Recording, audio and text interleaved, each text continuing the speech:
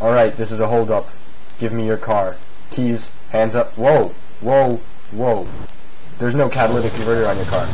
Look at all these red fumes coming out of the back. I mean, this is terrible for the environment. I may be a robber and a pirate, but I do not pollute the environment. Carjacker is out. What's he talking about? I don't see anything here. Just stick my head in there, check there, and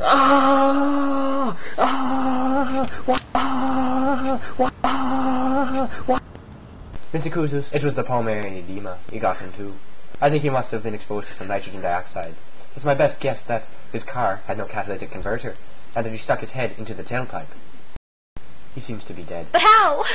There's a brown gas being generated in this filtration flask called nitrogen dioxide. It can cause pulmonary edema in humans or acid rain in the environment. It can be converted safely into oxygen and nitrogen gas by a platinum converter. And the oxygen gas seen as a white smoke here. Oh no! Mrs. Ikuzus, what? Days later, at the family attorney's office. As seen here in your father's last will and testament, he has left you his most cherished automobile.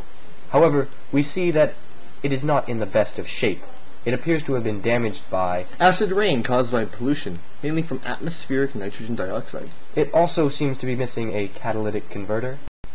First my father, now my new car.